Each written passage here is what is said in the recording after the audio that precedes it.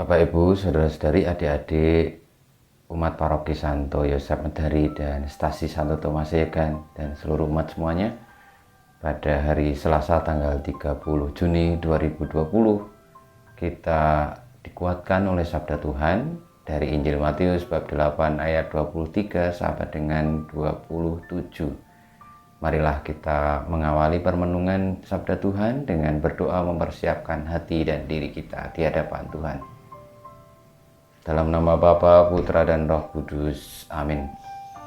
Allah yang Maha Kuasa, kami percaya bahwa Engkaulah satu-satunya yang berkuasa atas hidup dan mati kami.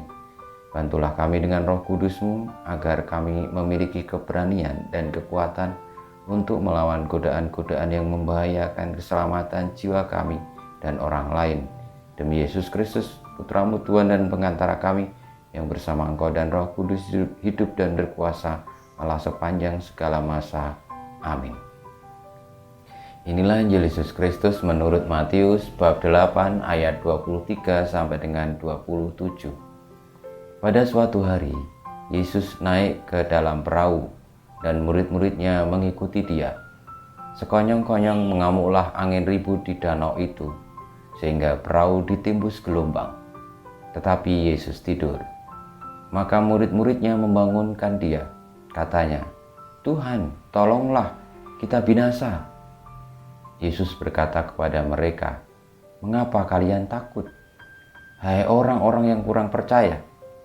Lalu bangunlah Yesus menghardik angin dan danau. Maka danau menjadi teduh sekali. Dan heranlah orang-orang itu. Katanya, "Orang apakah dia ini, sehingga angin dan danau pun taat kepadanya?" Demikianlah Injil Tuhan kita. Terpujilah Kristus. Saudara-saudariku yang terkasih, sabda Tuhan yang kita dengarkan sungguh-sungguh membuat kita mengerti bahwa Yesus Sang Kebenaran Sejati memiliki kuasa atas alam ini. Dan itu terjadi karena Dialah Sang Kebenaran, Dialah Sang Pemilik hidup. Dan ketika kita boleh untuk bersatu dengannya, tinggal bersamanya, lalu apa yang harus kita takutkan? Memang dalam hidup seringkali kita khawatir kalau berhadapan dengan hal-hal yang mengancam hidup kita ini. Dalam hal memperoleh rezeki, dalam hal bahaya, dan sebagainya. Dalam hal apapun terkait dengan relasi orang lain, seringkali kita khawatir. Sakit, penderitaan, dan kematian itu membuat kita khawatir. Memang itu normal sebagai seorang manusia, tetapi ketika kita sudah bersatu dengan Yesus, tentu kita tidak perlu khawatir. Hanya kita perlu waspada dan percaya seperti yang disampaikan Tuhan Yesus. Semoga sabda ini membuat kita semakin bersatu dengan Yesus.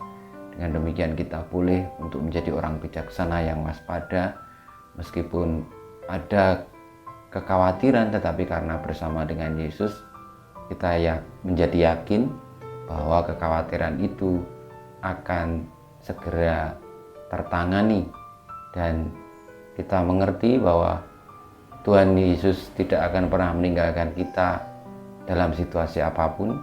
Dengan demikian kita pun yakin juga untuk berbagi hidup dan memperjuangkan hidup ini dengan indah, dengan penuh syukur. Kita mohon berkat Tuhan supaya dalam situasi badai ini kita tetap setia kepadanya dan tetap percaya sehingga kita diselamatkan. Kemuliaan kepada Bapa dan Putra dan Roh Kudus, seperti pada permulaan, sekarang, selalu, dan panjang segala abad. Amin. Ya Yesus, jadikanlah hati kami seperti hati-Mu.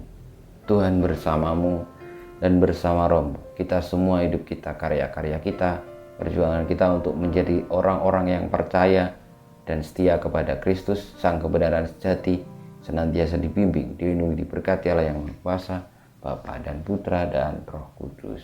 Amin.